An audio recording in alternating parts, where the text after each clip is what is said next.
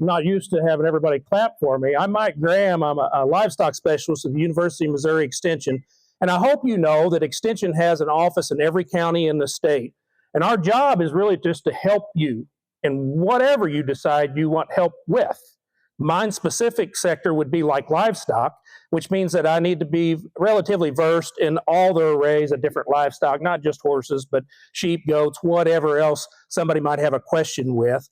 And so I would encourage you to reach out to your local extension office if you do have a question or if you need something, and see if they can assist you. That's really what we're designed to do. And your taxes go to support that. You know, their county offices, and each county commission allocates money to have that office. So you're paying for the service. You just as well take advantage of it. Okay.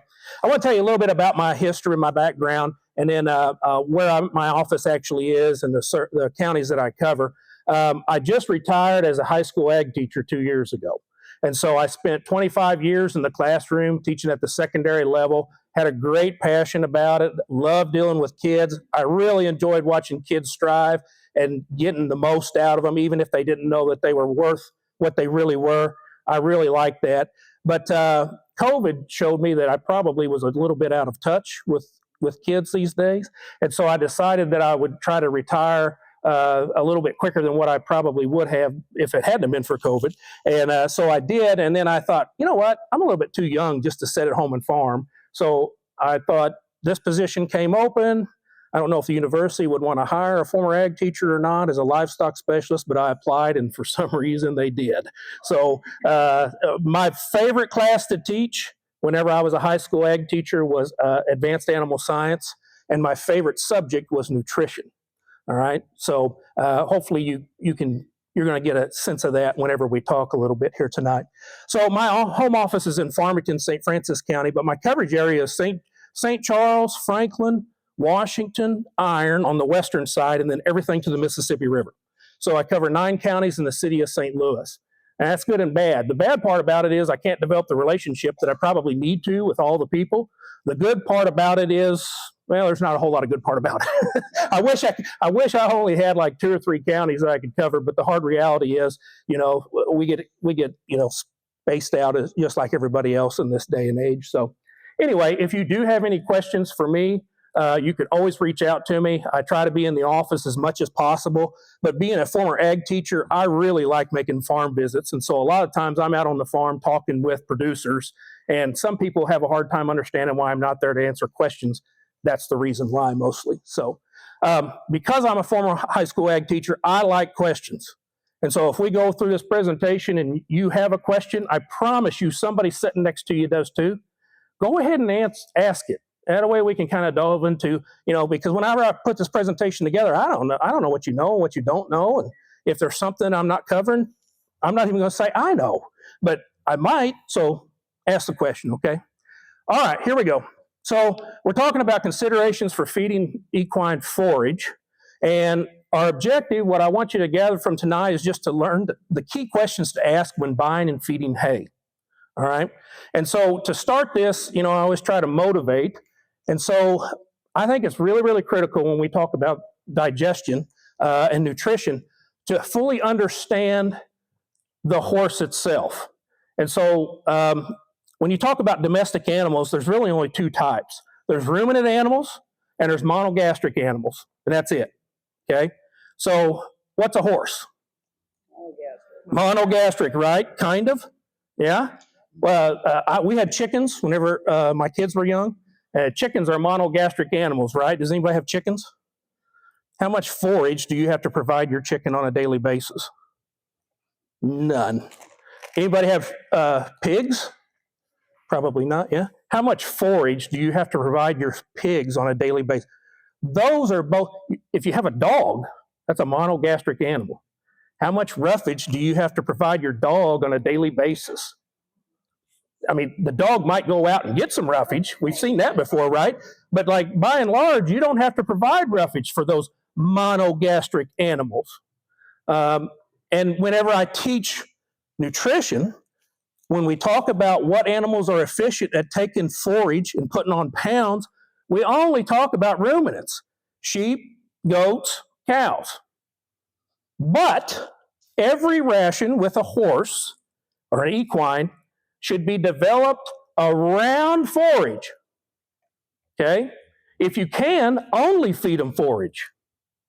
Sometimes that's hard, especially, depending on what stage they are in development, okay? So there's really just two parts of the digestive system of a horse. There's the foregut and there's the hindgut. And I don't want to steal a whole lot of the thunder because I think you're going to have somebody next week that's going to talk about supplements. Next month, sorry. But I think it's really, really important for us to understand the difference between the foregut and the hindgut. Usually, when a horse swallows whatever it eats, it stays in the foregut for a total of up to 1 hour. Doesn't matter what it is. It could be fiber from hay or forage. It could be feed or grain that you're feeding it. It'll stay in that foregut, the stomach and the small intestine, for about 45 minutes to 1 hour. Okay. Then when it gets pushed back to the hindgut, it takes between 1 and 3 days to finish that digestive system. All right. So when we talk about monogastric animals, and the fact that a horse is just a little bit different, it's simply because of that hindgut. And so the cecum, the large colon, small colon, which I'm going to call the large intestine, and then the rectum makes up that hindgut, and it is a fermentation pouch that actually has microbes that are breaking down the forage that you feed them, okay, the fiber. And by the way, when we talk about ruminants, we're not talking about feeding ruminants necessarily. We're talking about feeding the bugs that are in the stomachs of ruminants, just like what we're talking about here. Anything that gets processed, I shouldn't say anything, most everything that gets processed in the foregut doesn't have any microbial bugs that are breaking it down. It usually is some type of an enzyme that the horse itself is producing, okay? We good on all that? So we really just want to talk about the hindgut. So why feed hay? Well, if we feed hay, we can adequate amount of roughage will decrease the risk of colic or laminitis because they are a range animal. Roughage help maintain the calcium to phosphorus ratio. Depending on what book you look at, they're going to tell you that the calcium to phosphorus ratio needs to be about 1.1 to 1, all the way up to 3 something to 1. I like for it to be like 1.5 to 1 to 2 to 1, something around in there before you have to start worrying about chemical imbalances and things like that. Adequate hay in the horse stall lets the horse eat over a span. The other thing I'm going to tell you is this stomach is really, really, really small. And so whenever something gets put into the stomach, it needs to pass through the stomach and the small intestine really, really quick. And then when it gets to that large intestine, that thing's huge. And so it takes a long time for there. But because of that, we need to feed horses quite often in small amounts. Quite often in small amounts. Or at least have roughage available to them so that they can pick through them on their own.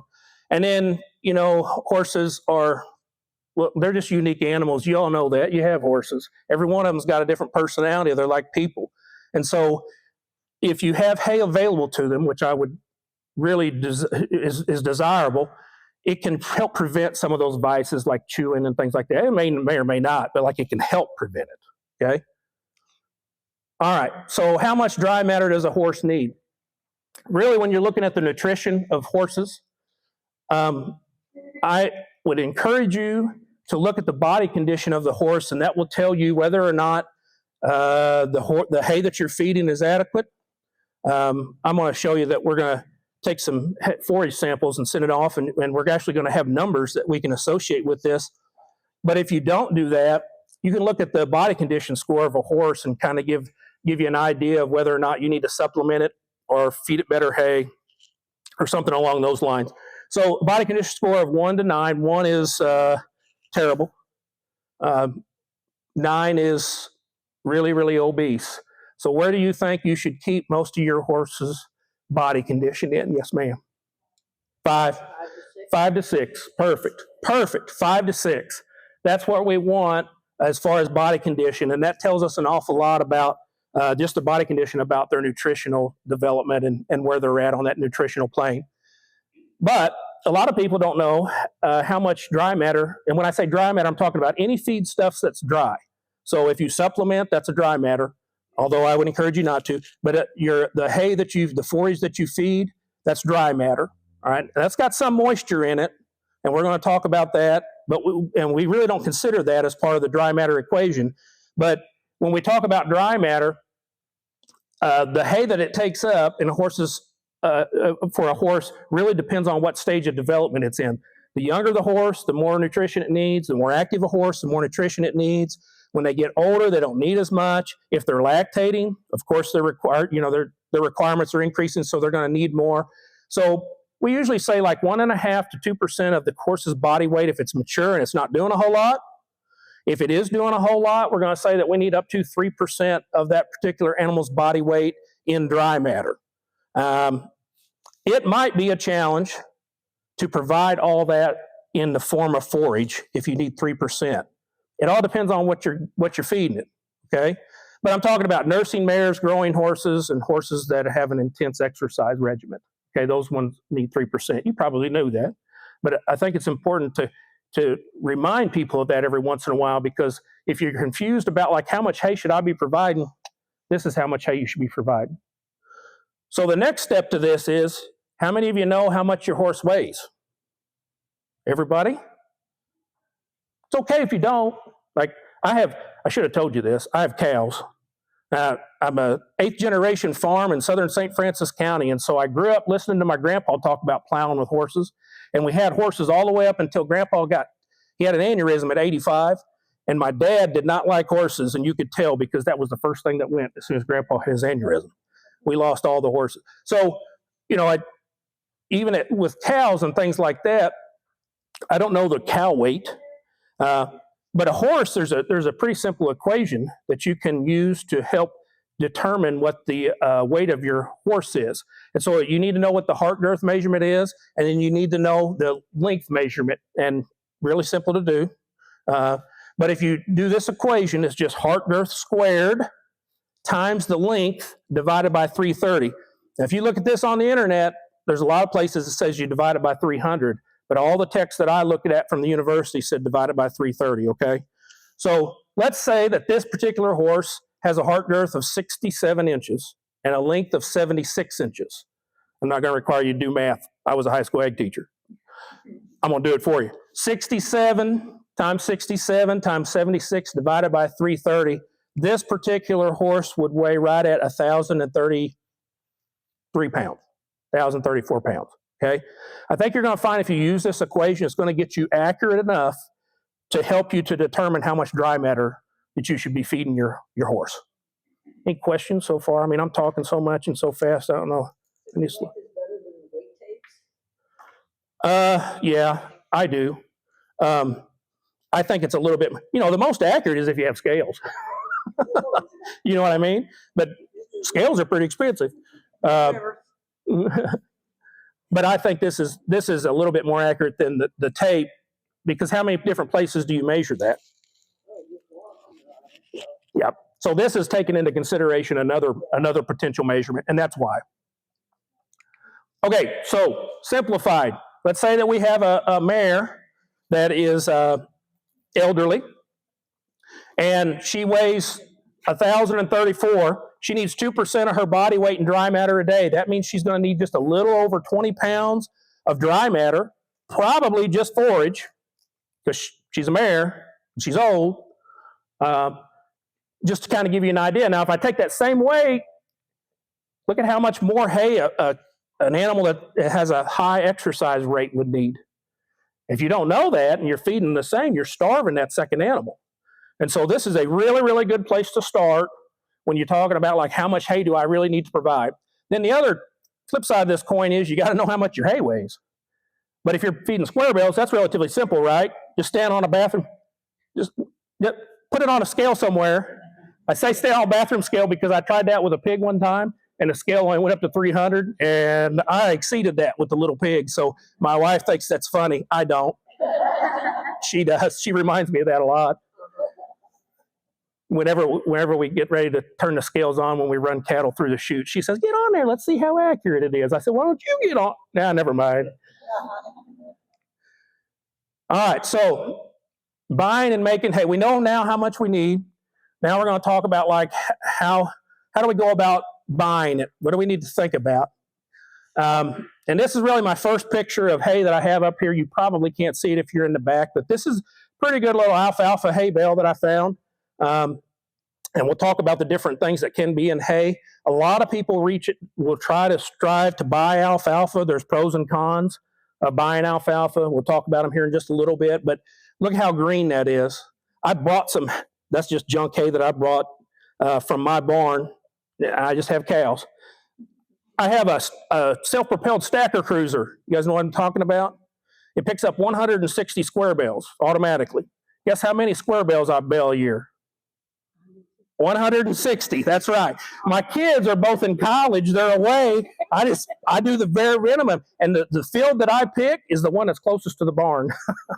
It's not right, but it works. Because the only thing I need square bales for is bottle calves. If we have an abnormal amount of twins, so we have a lot of bottle babies. And then inevitably we'll have something that we feed out to slaughter or something like that, and we feed them square bales. So, Elizabeth, really the only question she asked me to answer for you is which cutting? You ready for this? I can't tell you. And there's too many factors that are out there that will make that decision for you. So let's just talk a little bit about them. Like the number one thing is the maturity of the forage. The more mature it gets, the less digestible it is. Okay? So you might have, like a lot of people shoot for second cutting, right? But if the second cutting on cool season grass is July 20th, you should have taken the first cutting because that grass hay is already way too mature if there's much of any cool season out there at all. And so there's too many factors to consider. One of the things I'm going to encourage you to do is whoever your hay provider is, that may be you or somebody that you buy it from, I would encourage you to develop a really good relationship with them, good enough to where you can ask them a question and they will honestly give you an answer. Is this hay good, Tim? No, it's not, Mike. Thank you for your honesty. All right? That's hard to find. It's real hard to find. So that's what I would encourage you to do whenever we're talking about buying hay. The other factors, weather and the type of hay, is going to somewhat determine the quality. What's my next slide here? Okay. Kind of hay. There's basically just three types. You can have cool season hay, you can have warm season hay, you can have legume hay. Now you can't have mixes, like you can have legume mix with cool season or warm season. So the ones that are around here, cool season grass, I see a lot of fescue. My advice to you is avoid it. It's going to be hard to do. I see quite a bit of orchard grass. I see quite a bit of timothy. Some other grasses I didn't put on here is like red top. Anybody ever bought red top? Really highly digestible. Doesn't yield a whole lot of tonnage per acre. So the people that are putting up that hay, they don't like it. Doesn't yield enough tonnage per acre for them. But if you ever get a hold of some red top, it's probably like timothy quality or better. Let's see, brome grass. That's another cool season grass. So what's the problem with cool season grasses for hay in the state of Missouri? Weather? What do you mean? If all those, well, timothy and red top necessarily, they are mature a little bit later than orchard grass and brome grass and fescue. But if you're not putting up, if you haven't mow, raked, and baled your orchard grass by probably May 15th, you've missed the window. And fescue is probably 5 days behind that. Brome grass is right there with orchard grass. Timothy, you can go into June a little bit. It matures a little bit later. But once again, most people that put up hay, they don't like timothy because it doesn't yield a whole lot of tonnage per acre. It requires a lot more nutrients in order for it to grow well. Okay? So what's our alternative? Well, we can go to warm season grass. Warm season grasses that I hear a lot of people talking about in the horse world is Bermuda and Tiff grass. Has anybody ever fed either of those? And did you get along well with them? Yeah? They didn't like the Tiff, really? No, mine ate it just fine, and it was lower sugar. So yes, that's what I was going to say. From what I hear, people that have teff grass, they like it because it's lower sugar. But once again, it's going to be like, what's the maturity of it whenever you actually put it up?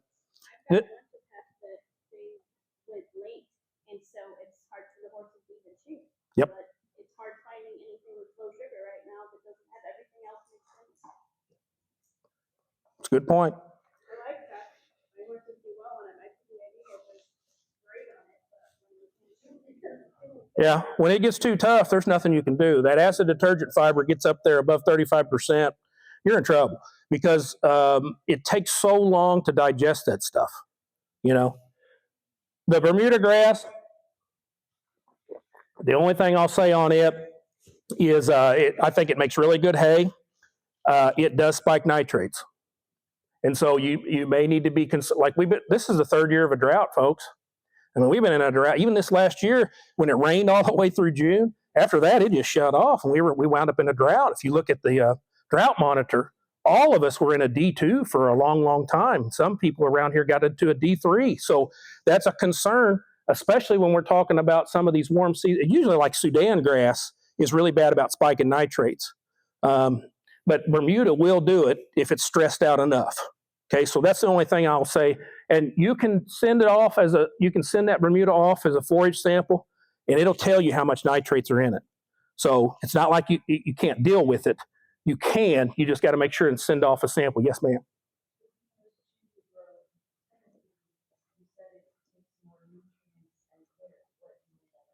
So the reason why people around here have fescue is because the worse you treat fescue, the better it comes back.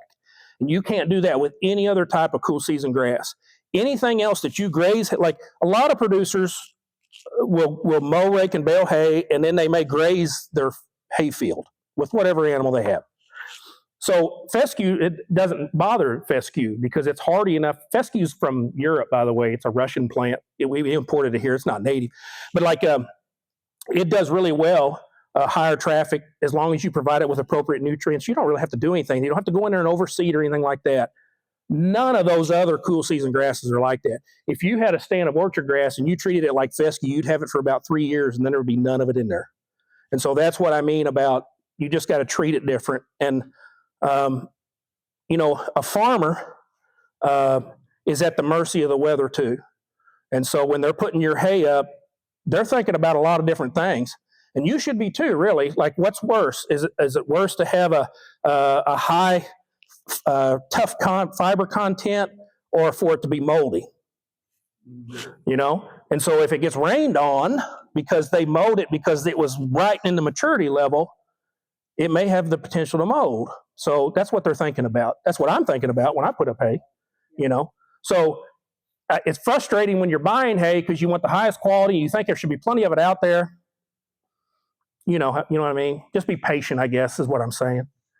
And then legumes, I have on here alfalfa. I would put on here clover, but a lot of times horses will slobber from clover, right? It's not really the plant, it's the mold. So somebody, when they put it up, they didn't put it up right. They didn't let it dry out enough. And so the mold that is attached to the clover really causes horses to slobber sometime whenever you feed it. So by and large, the best thing to do is just avoid it.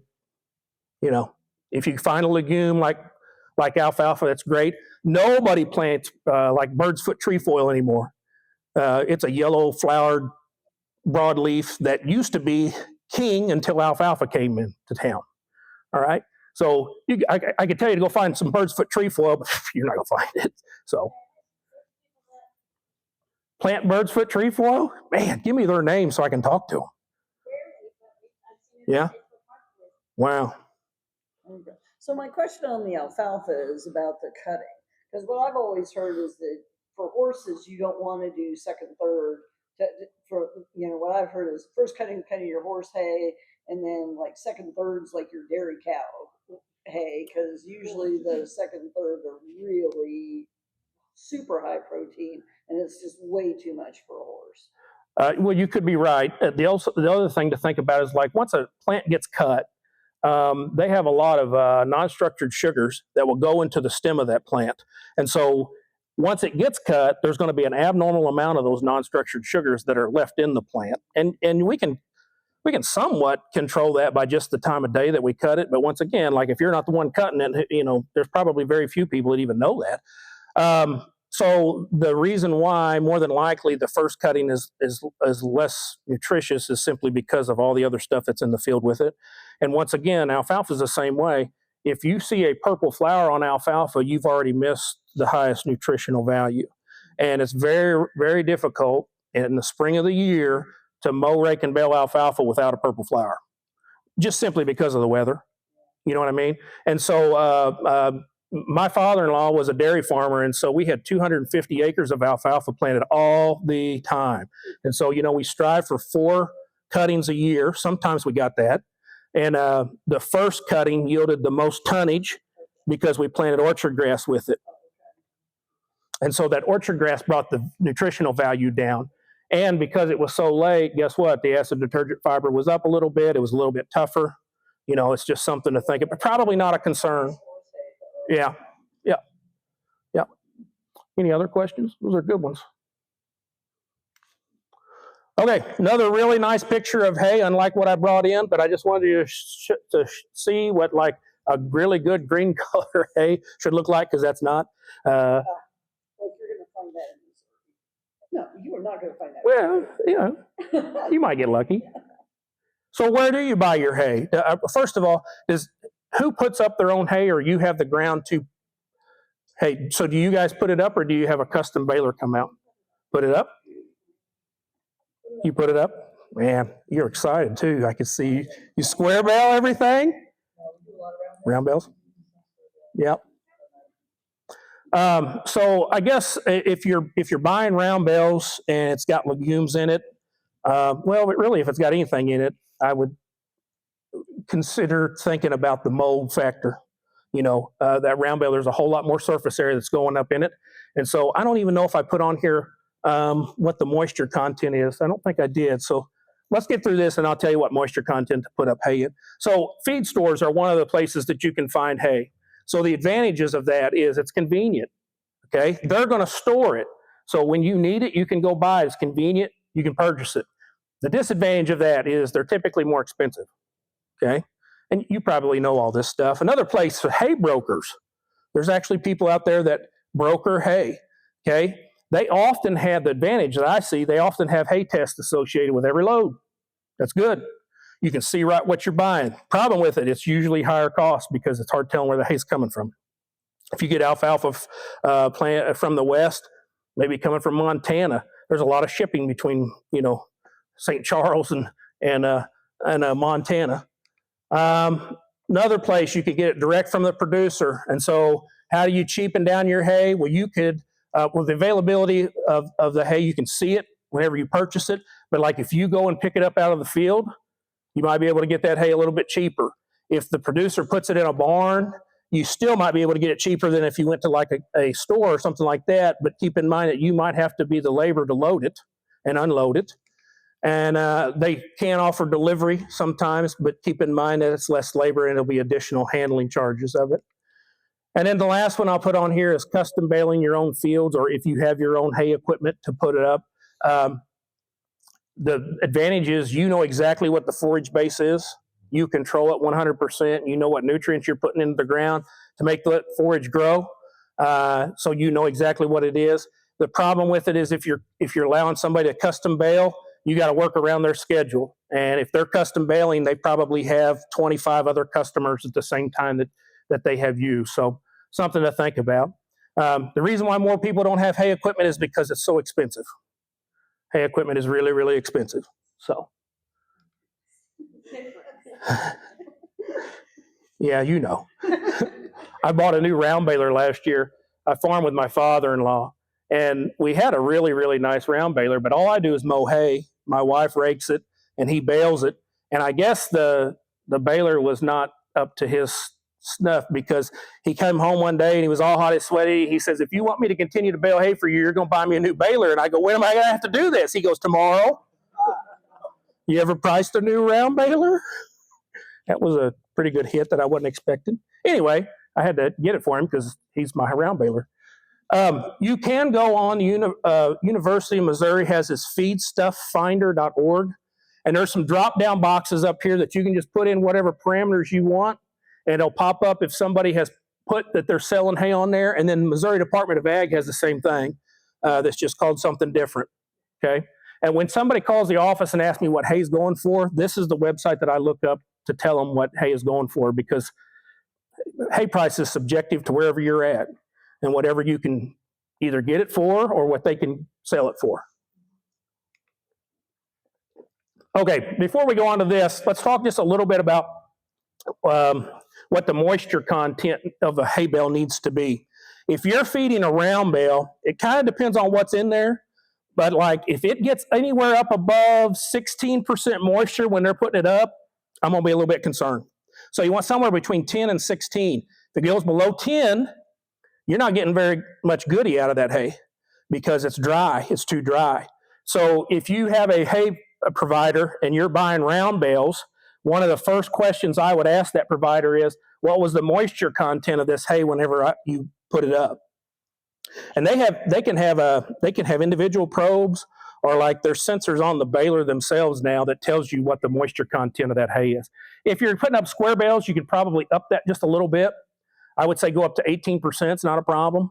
If it gets up at higher than 18%, whenever I was a kid, we had alfalfa. We built some alfalfa square bales. Rain was coming in. It was 25%. So when we put it in the barn, we put it on pallets. We stacked it on edge, and I put salt down between each layer. And we had cattle. We didn't have horses. The cattle absolutely loved that. They loved it. And I didn't have to worry about anything. I was surprised. We were worried about the barn catching on fire. Yeah. But the salt pulled all the moisture out. Yep. So there are things you can do to correct it. But I'm just telling you, like, those are probably square bales up to 10 to 18%, round bales 10 to, I probably should be telling you less than 15, but 15, I probably wouldn't be too worried about it. Okay, so how do you know what you're feeding when it comes to forage? Well, I would highly advise you to take forage samples. And if you've never seen it before, this is a forage sampler tool. A lot of University of Missouri Extension offices have this. You can go in there, like in St. Francis County, you come in and you tell the secretary, I need to borrow this. We'll take your name down and phone number. If you don't have it back to me within a week, I'm going to give you a call. But people are really good about bringing it, and they should be. I mean, it's a free service. I mean, you're paid for it. It's your tax dollar.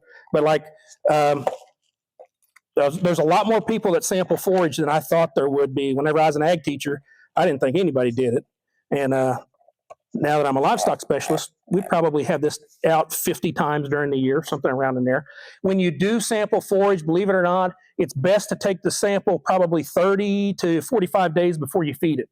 Because even when that hay is in the barn, the moisture content and maybe even some of the sugars that are in it will fluctuate from whenever it was baled.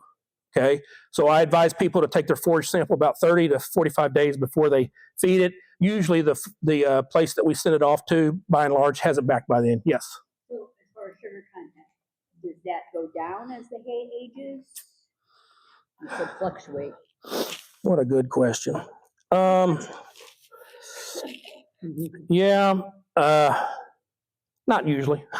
Okay, well that's not helpful. Moisture usually is what goes down, okay? And the longer something sets, the total digestible nutrients goes down and the protein goes down. But your sugars that are in your hay that you're concerned about, like those non-structured carbohydrates, they're pretty well there. Okay. Yep. They're stored in the plant. The plant has them there. They produce them during photosynthesis to live off on later on. We're just taking those sugars because it's a carbohydrate that creates energy for the animal. So they pretty well are stationary. They're A year and standard. a half ago, we had 2 hay guys, plus we have our own hay. I put it in Ziploc bags. I didn't know there was this kind of tester. And we went to someplace up in Bowling Green and they tested it all. Yeah. So where do you send it to test it? Depends on what you want. So if you want sugar, if you want your simple sugars and polysaccharide sugars tested, the place that I would recommend is Dairyland. Well, first of all, you could just go on the website, foragetesting.org. And they have a list of all of the forage test sites that they think are good enough. Okay. Now, if you come to my office, and you want your sugars tested, I'm going to send it to this place called Dairyland, which is out of Wisconsin. Dairyland Forage Testing. It's out of Wisconsin. The last lady that wanted one, that's where I sent them. So this is what we got back on ours from this place in Bowling Green. So I don't see any of the sugars that's tested in here. I mean, there's still a lot of good stuff, the relative feed value and things like that, the ADF. Oh, here it is. Okay. I didn't know it was on There's 3 different kinds of hay that were tested. So the first 3 pages of that, and then there's another page. I don't know which one you're looking at. Okay. Yeah, here's a fructose, glucose, sugar, sucrose. Yep. That's just in a little bit different form than what I've seen before. Like most of the time, they're just going to have like a non-structured carbohydrates, NSC, or they'll have like they may test the fructans, which is something pretty new. But those are the ones that are going to cause like laminitis or something along that line. So when you come in, you have a soil probe. You just put it on the end of a drill. This is the collection site. So you want to hold that for me? Would you mind?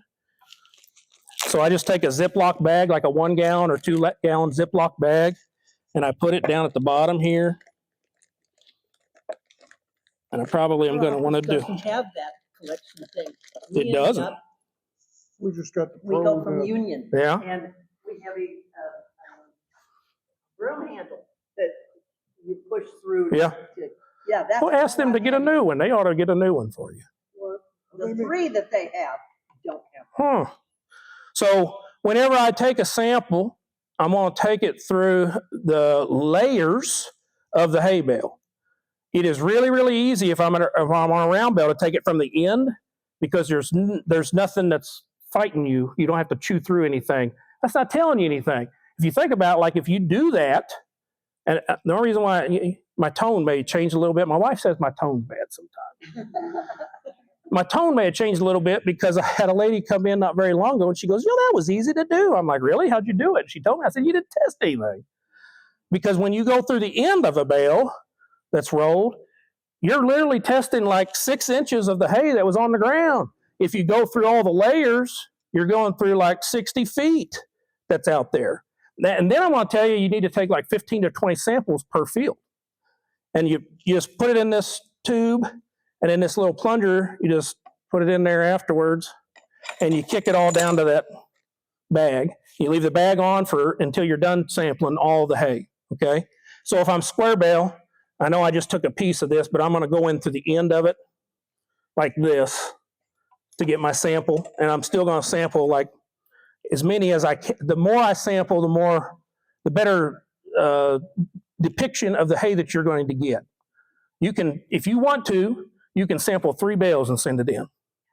But if that field yielded 300 bales and you're sampling 3, what is that, 1%? You just sampled 1% of the hay that you're feeding, okay? So something to think about. Questions about that? So on that handout, 15 to 20 core samples, take it into the small end of the bale, thoroughly mix that hay, and then you can send it off through extension, or you can just get online and send it yourself. It's not rocket science or anything like that. That custom lab, I think I've got a handout at the very end. That's custom laboratory out of is it Monette? I don't remember where it's at. That's where I usually send off hay. But keep in mind, a lot of the hay I'm sampling is for cattle producers, and they don't need to know those sugars. Like, and you may not either. Your horse may not have that problem. If it doesn't, I don't know that I would spend the money to sample that. But like that sample that's in there does a pretty good job. I think I've got it. No, maybe I do. Nope, I guess I don't. I thought I put it in there. But like when you get it back, what you're looking at is only the dry matter column. So the column on the right, that's the one that you're going to be concerned with. The challenge, I don't know if I should tell you this or not, whenever I taught, I really didn't like to throw math questions out, math problems out to students, but I'll tell you, I'll go ahead and tell you. So the second or third slide, we talked about like how to determine the dry matter intake. So if I need 20 pounds for my horse, and it's 90% dry, I've got to take 20 and divide it by 0.9. It's going to increase the amount of hay that I feed. Okay? So that dry matter is actually what we use to balance rations, and it's a more accurate depiction of like what it will actually absorb into its system. So I'm just looking at that right-hand column, and you got yours? I'm not a very good teacher here. Thank you. Thank you. So this particular one, you can see like the moisture content is just a little over 10%. This is good hay as far as that goes. And then if I look at the right-hand side, the protein, I'm probably going to say available protein, 16.01, that's high. The acid detergent fiber there is 35.87. That's kind of on the high side, but still not a concern. Then NDF, you can look at that if you want to, but I typically don't even look at that too much. Total digestible nutrients is important. That is actually like how much goodie are they actually going to get out of the hay. So depending on, I think I got this on the slide. I'm sorry, this doesn't show up very good. But like if I have a 1,000-pound mature horse, that's the left-hand side. I don't know if you guys can see this or not. But if they're idle or not working, so they're mature, they need a TDN of 55, a megacalorie of digestible energy of 0.8, and I think that particular sample is 1.1, isn't it? Everybody see that? What is it under? Where is that? Digestible. So it's right under net energy maintenance, that digestible energy, megacalorie per pound. This is 1.05. So if I have an idle horse, I'm in the chips here. I've met both of them. In fact, I'm exceeding the crude protein because I only need 9%, and that one's 16 point something. What happens to the extra 7% protein? Oops. Goes out the back end. Goes out the back. You wasted your money. But once again, you can't determine that. You just kind of get what you get, right? So this was hard for me to find, this chart, by the way. I had to pull this from a book that I used to use years ago, Horses and Horsemanship. But it's there for you if you want it. And I don't think it's changed a whole lot as far as the requirements. How about questions about any of that?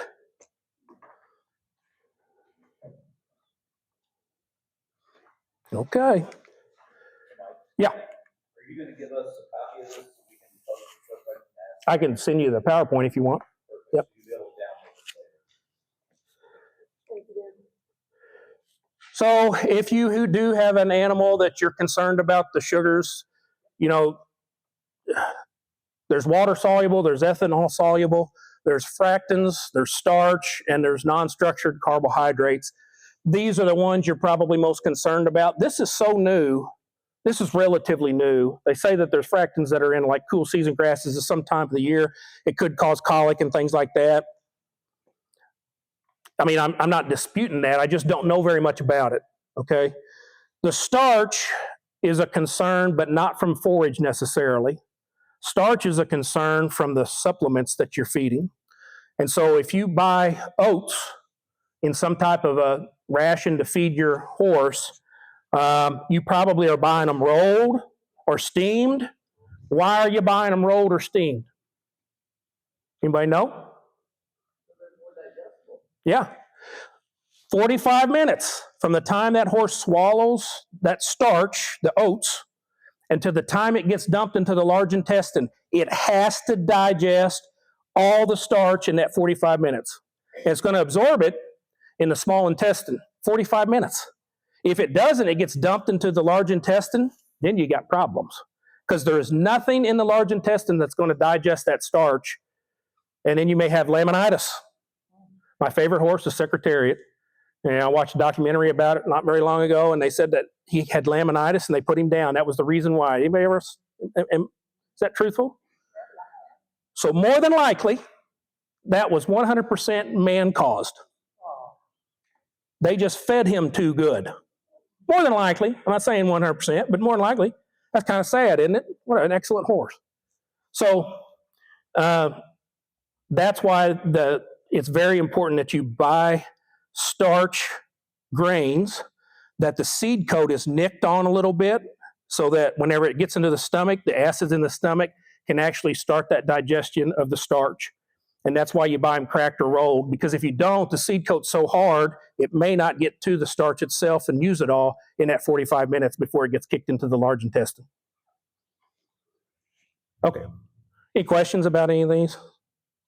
You guys probably know as much or more than I do about them. The NCS, depending on what research you find, I'm going to tell you that like between 10 and 12%, if you do have an animal that's a concern, you want to keep that at about 10 to 12% for the total ration. So that's what you're looking for. Okay, so if you do take a forage sample, which I would encourage you to do, realize that the more that you test, the more expensive it is. That one that I have on there probably costs $25. But if you send it off to Dairyland and you test for all those sugars, it might be $38 to $45, maybe more. How much was yours, you mind sharing? 37. So, and you got all the sugars tested? Yep. Yeah. So $37 to send it off. So Now, later though, and it's kind of Cargill, Strotman would have it tested for me for a whole lot less. with all the sugars that you're wanting, yeah? Okay. So if you decide that, you know what, I don't have a horse that I have to concern about any of that insulin producing or anything like that, or too much sugars, I just need to make sure that I understand what hay is. You can do a visual inspection. What I'm telling you is there is nobody in the world that can look at hay and tell what the total digestible nutrients is, the percent protein, or the net energy is. My grandpa used to say he could. Nah, he couldn't. I mean, he has a pretty good idea, but it's not 100%. So if you decide that you do just want to look at it, you need to probably familiarize yourself with what different plants look like in a hay bale. And I brought this hay bale here so that if you want to later on, you can come up and I can try to show you some of the plants that are in there. There are some plants that I don't know what they are in there, and it's out of my field, so that's a pretty bad sign. But most of them I can tell you what they are, all right? And there are some plants in there like I wouldn't have if I had horses, Johnson grasses in there, you know? And it's really stemmy, so that acid detergent fiber is probably sky high, and the horse is going to have a hard time digesting that. But, you know, here's orchard grass, timothy, fescue, alfalfa's on the left. You know, the main thing that you look for is leafiness. Well, I think I got to, look for dusty or moldy. Hopefully you can see that dust that's kicking up there, and then that's white mold, but there can be black mold. You know, those are things to look at. So whenever I used to teach agronomy, one of the things that kids had to do was look at 4 different samples of hay and tell me which one was the best. And so these are the things that I would have them look for: color, leafiness, absence of foreign material, and then I would always have them smell it. You can smell a lot of hay and tell how good it is. If it doesn't smell, if it's not, what's that called? Aerobic? No. Aromatic. Thank you. If it's not aromatic to you, it's not going to be to your horse either. So I remember I brought a sample in one time, and I just went to the barn and grabbed some hay, and I put it out in front of kids, and kids smelled it. Oh my gosh, Mr. Graham! I went over there. It was a dead possum that I bailed up in there. I kind of felt bad, but that was bad hay, right? I wouldn't feed that to an animal. Anyway, so look for bright green color. The more leaves, the better. By and large, plants store their sugars mostly in leaves, not all, but you want leafiness. Okay, that's the side of photosynthesis. It only makes sense. That's where they put all their sugars, right there close to where they're actually photosynthesizing and breathing. So more leaves, the better. And anything that you don't want is the definition of foreign material. That hay has foreign material in it because it has Johnson grass in it. I don't want Johnson grass, but it's in there. And so to me, that's foreign material. It's not a desirable plant, it's foreign. And then if it smells funny, you know, those are the things that I would encourage you to think about when you're actually looking at hay. Questions about any of that? Yes?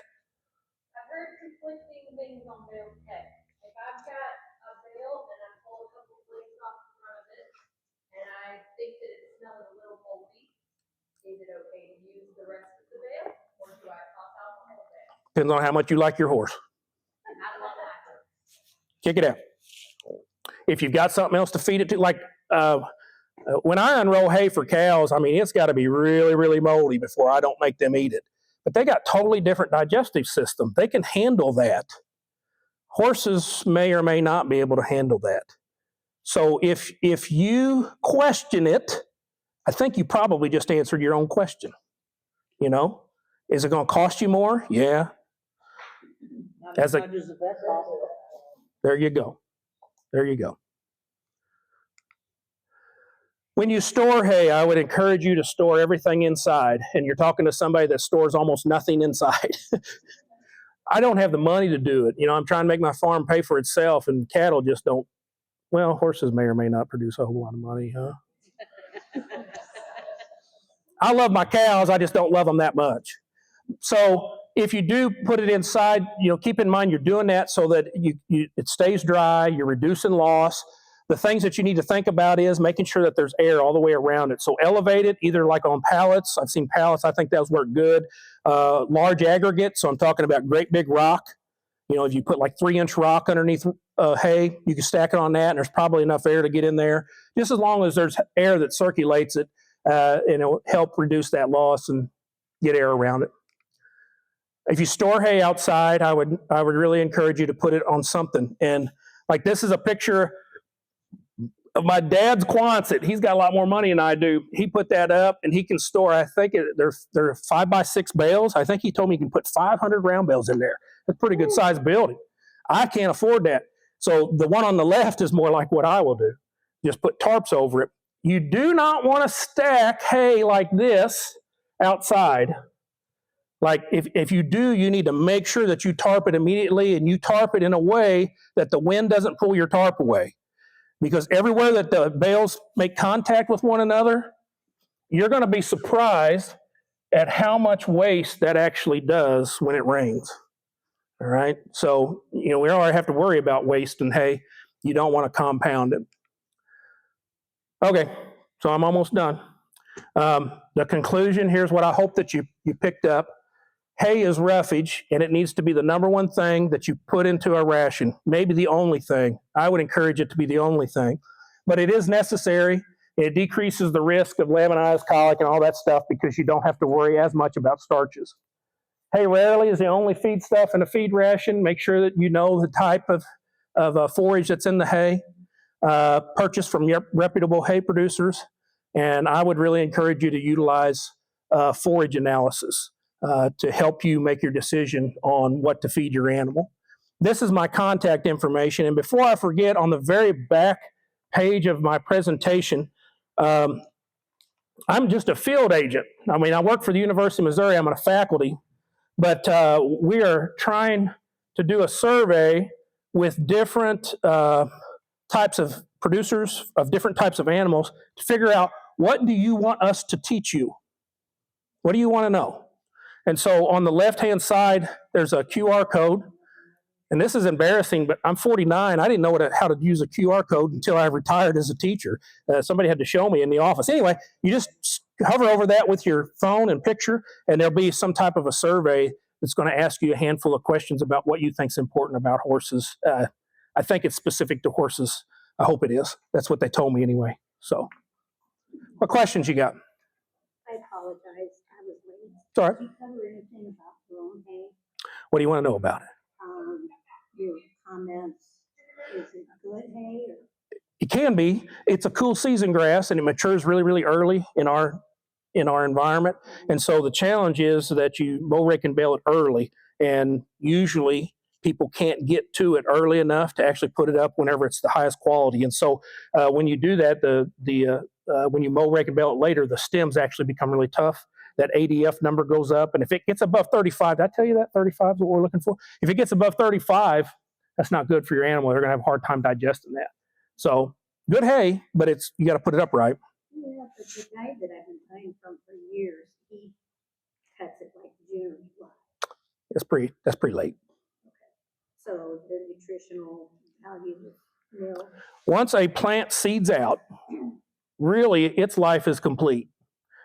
Even perennials to some extent, right? Wouldn't you agree? So once it does that, the nutritional value of all plants start to go down the other way, and they go down quicker than what it actually was before it seeded out. So boot or bud stage is when that cool season grass needs to be put up. That's probably like May 5th around here. You know, you say that, and I tend to be of the opinion that I'd rather feed a lot of a lesser quality hay as far as nutrition and all of that as the moldy or any of that. Because I think that's where I think people get in trouble with like alfalfa. On this great alfalfa, so just give them a little bit of alfalfa, and I'd rather give them a lot of grass hay rather than just a little bit of alfalfa, because I think they're better off having as much as, you're right, throw hay at them as much as you can. And so maybe it's not the most spectacular hay in the universe, but you can feed a lot of it to them because they're not going to get fat on it, or they're not going to run into trouble. So let's go back to a couple of things that hopefully you picked up from. One, that chart that shows you what the TDN and the percent crude protein is. That doesn't hold true for all horses. Your horse may be totally different. And so then let's go back to the second or third slide I had, that body condition. If your hay is really bad and your horse is still a 5 or 6, I wouldn't change nothing. When they start going below 5, then you might want to look at maybe adding something to it. So it's like it should be. You need to know your horse, and you know your horse better than everybody else. And so if your horse doesn't require all those additional nutrients, why feed it to him? That's just costing you money. And so, yeah, that's a good point. I was going to say something else, but I'm getting old. I forgot. I do that all the time. Yes. I don't know if any of that's like more resources you could point us towards and how to identify the different types of hay. And also just, like I said, I read that eventing page that you got that picture from, and they're great, but they weren't really the best pictures of like. No, they're terrible pictures. They're horrible. So I was wondering if you had anything that, I've got this junk hay that I brought in that I can show you what Johnson grass and clover, red clover, and mainly fescue looks like. But if you just do like a keyword search on the internet for the leaf material of whatever hay you want, so Timothy, red top, alfalfa, they'll have some pictures up there. And if you further search for like what it looks like in a hay bale, it'll look different than what it looks like in the field. So a lot of times you're just looking at the width of the leaf and things like that. Just keep in mind that grass is a monocot, which means it's going to have a really, really long leaf, and all the veins are going to be parallel. There's no netted veins in monocots. A legume will have netted veins. They're going to have a little bit broader leaf, not as long, and you'll see that the veins actually cross one another. So that's the easiest way to separate them from broadleaf or grass. Yeah, kind of my second question is like, you touched on some of the types of hay that are there. Is there anywhere you can find out more what the benefits of different hays are? I've gathered, you guys know a lot more than I do, so I've gathered something today from everybody talking about their different types of hay, but it'd be nice to kind of, if you're like, fescue, I know they would stay away from it, but why am I supposed to stay away from it? So, I learned. yeah. So fescue has a endophyte. It's a fungus in it. It's concentrated in the seed heads and then about 2 inches above the crown of the plant. And so that endophyte fungus actually thins the blood down to the animal. It can cause you all kinds of issues. I would never feed that to a pregnant mare, just because you might have all kinds of issues. There is novel endophyte fescue that you can buy that will not affect your animal. There's just not a whole lot of producers that plant novel endophyte fescue, okay? Because it's...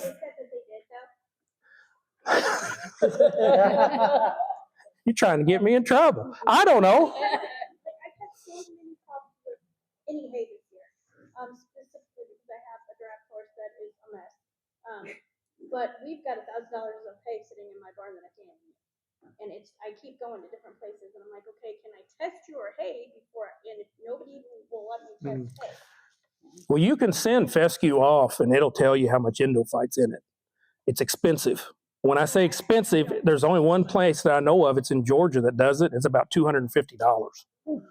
But it tells you specifically how many parts per million of endophyte is in there. But here's the challenge. I can't tell you each one of your horses how many parts per million they can tolerate and they can't. Like, I can give you an idea, but I can't tell you specifically. And so novel endophyte, I guess it goes back to like whether or not you build a relationship with your hay producer and whether or not you believe them. Novel endophyte costs about 4 times more to sow than regular fescue, Kentucky 31. Very few people. I would love to plant novel endophyte. I never do. I plant Kentucky 31 and I just deal with the adverse effect of it. So what do? I dilute it with other stuff. I put red clover for cattle. I just put red clover out, or I put ladino clover or something like that for them to graze on to dilute the amount of endophyte in there. And I can't speak for everybody, but my guess is a lot of producers probably, instead of spending that much money, if I was a hay farmer, I would do something else. I would do orchard grass because it's going to be cheaper, or Timothy, even though it doesn't yield as much tonnage per acre. So that didn't help you at all. I mean, we're just sitting here talking. I don't feed fescue, but it's just the people that have come across. Yeah. Every time I'm like, reading about the fescue, and they say it is, and I'm like, I've met very few producers that have planted novel endophyte. And the reason why is because they've got to get rid of the old fescue before they plant the novel endophyte. And that's a challenge because fescue is a really, really hardy plant. So is fescue a problem for cattle too? Oh, yeah. Oh, really? I Yeah. didn't realize that. There's an estimate out there that it costs the cattle industry about $4 billion a year. Really? Fescue Oh, that's does. specific to No. horses, yeah. No. Huh. No, it's a concern. And then there's, like, sometimes it gets so bad, endophyte, there's ergot that you can actually see the fungus on it. And so I noticed a handful of years ago, our fall calving herd, which is where I was feeding that hay, the tail switches started falling off. I mean, I'd be out in the field and I find a complete tail switch laying there. I'm like, what in the world's going on? It's thinned their blood down that much that the tail switch is just gone. And it also causes like sore feet, the fescue foot. And so it's a major problem. So it's something I've tried to dilute the last few years because of it. Yes. I mean, everybody I know, even if they don't want it, Yeah. it's there. So my bosses, well, not my bosses, but the guys that are on campus, the professors, are you recording this? I better not say it. Anyway, they want me to encourage you to get rid of the fescue and plant novel endophyte. Whenever we sit down and we actually do a budget, and you realize how much that is, virtually nobody ever does that because it's so expensive to do it. You'd have to spray it with chemical, like Roundup or something like that, glyphosate. You'd have to kill it, and you may have to spray it twice. And you're probably going to do it in the fall. Then you go in there and no-till it, and you hope that what comes up the next year is actually the novel endophyte. And there's a really good chance for some fescue.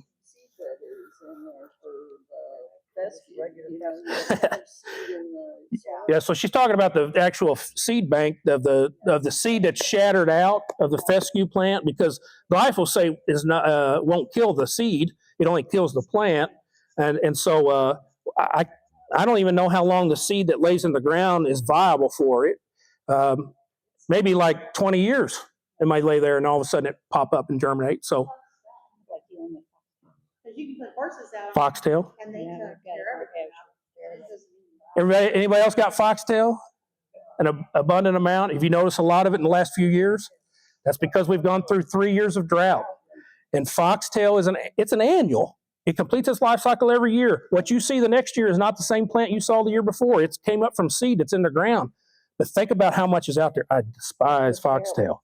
And for horses, it's terrible because you can worry about abscess and everything else, right? So, yeah, I'm sorry. I wish I could tell you how to take care of that, but I don't know. Well, I sell it to a hay guy who sells to other animals other than horses because I won't feed it to Yeah, the horses. yeah. You know? So really, foxtail, the only thing we're really worried about in abscesses, I mean, it may be a little bit more hairy on the collar, but you're really worried about the seed.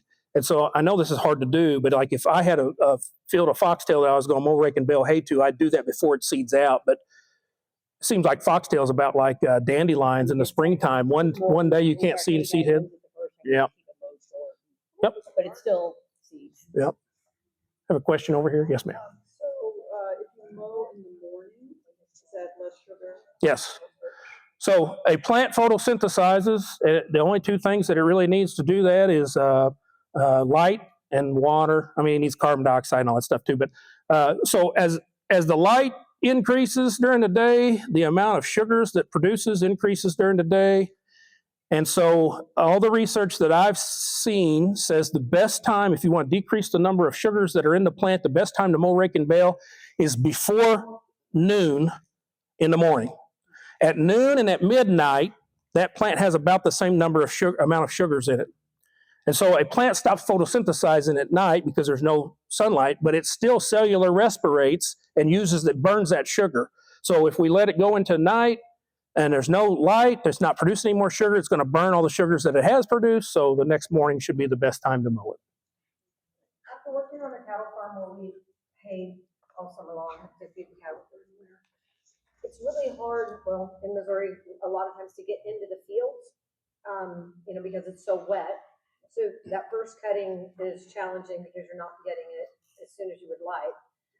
And then also, you have to wait in the morning for the dew to burn off before baling it. So it's pretty hard to actually bale till noonish. So getting morning baling done is challenging. I just mean cutting it in the morning. You can bale it. Once you cut it, that plant, however much sugar is in there, is in there. It's not going to have any more or less once you mow it.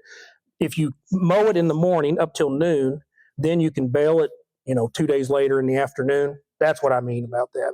Yep. Mow before, if you wanted to decrease, if that's a problem. And I really can't tell you, most of the research says that that's only going to decrease the amount of sugars up to like 3%.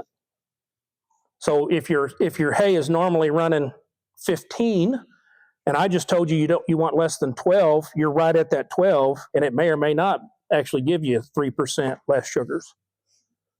I'm not really helping you much, am I?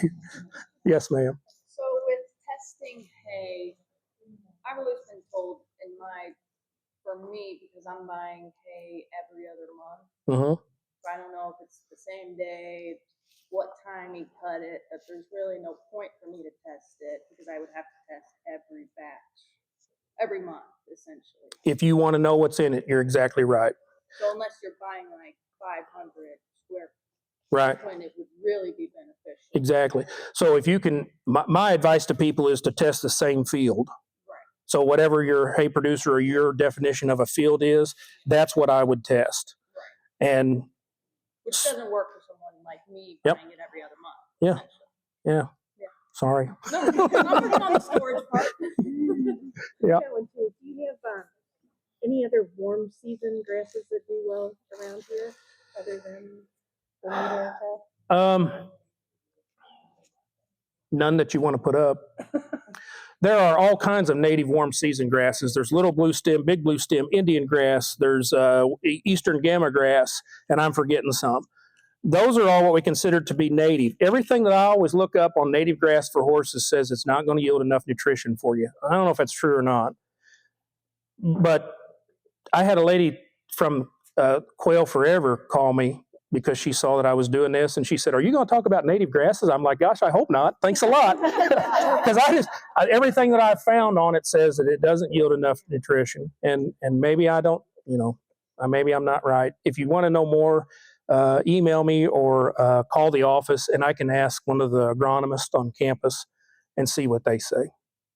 But like whenever I teach grazing schools, we don't ever talk about horses grazing on native grasses. We talk about cattle. So. I think there's grama grass around here. Oh, I have eastern gamma grass. That's the ice cream plant. Yeah, you bet. Yep. That's big in Colorado. Is it? Grama grass. Yeah, it's like a fountain clump. No, so most of it, it's Colorado, so it's a lot smaller.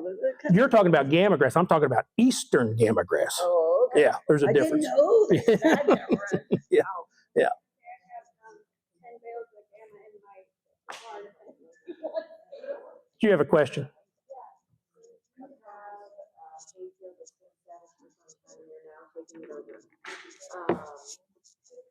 Can you start to overseed with Timothy and Orchard at this time of year, and it will start to take over or make a more healthy grass option than whatever you have? What do you have in there right now?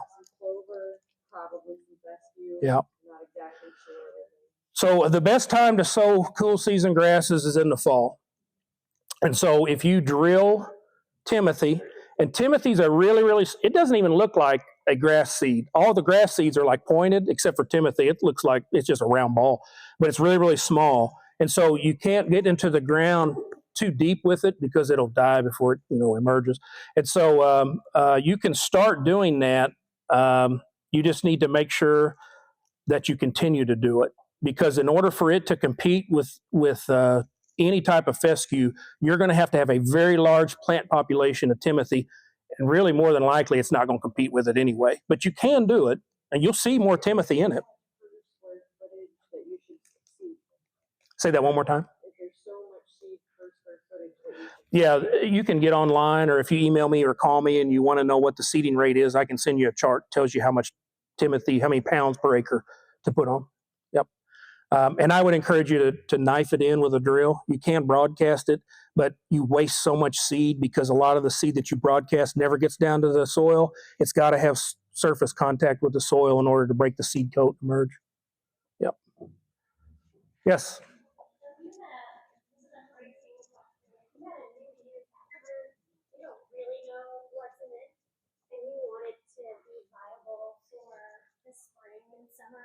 What would you do, this time of year going into the spring to run something that's. You're talking about, did you say that your field, your brand new field? Yeah.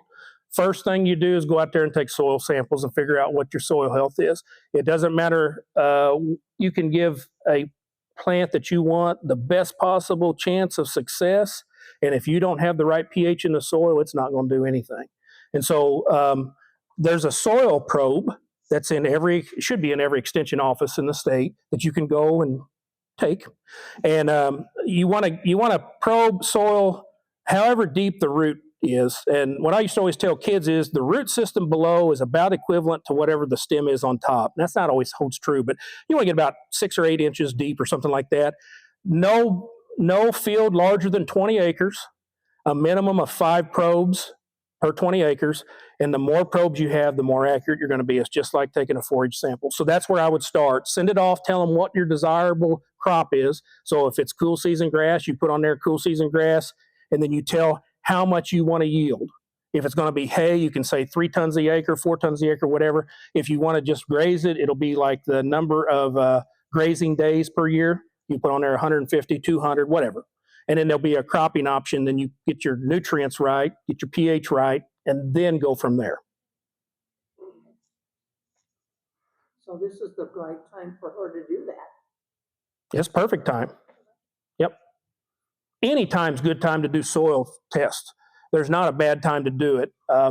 There's more advantageous times to sow grass seed, but you can even do that in the spring. It's just in the spring, if you're planting cool season grass, you also have a whole bunch of cool season grass competition. And warm season grass competition. It may just shade it out, and you may not get as good of stand. Any other questions? What else do the extension offices able to loan to us besides the hay probe and the soil test? Union has a lot of stuff, Okay. but I don't know. Those are the 2 most popular things out of the St. Francis County office. Okay. Yeah. I'll ask the good ladies. Yeah. And they are good ladies. Yeah, they are. Union's one of the, Franklin County is one of the counties that I cover. But I'm never able to make an extension council meeting because I have another meeting the same night every month. So I've never actually been there. New office. Yeah. I've been to the office. I put on a program last year for heifer development. It was a snowy night and only 3 people showed up. It was a long drive. Anything else? Well, Show us the hay? yeah.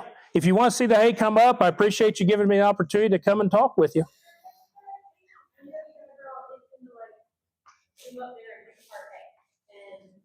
really quickly, if for some reason I did not catch your name and you registered, but I didn't check you in, please make sure that you raise your hand or come and find me.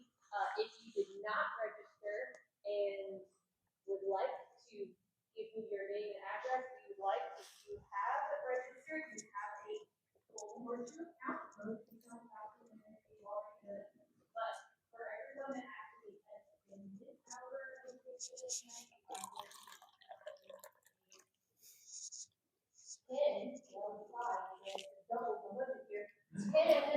store credit.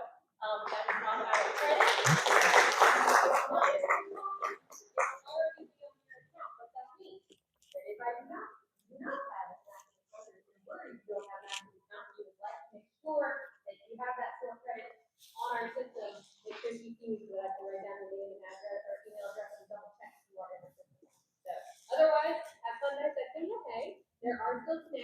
And also a big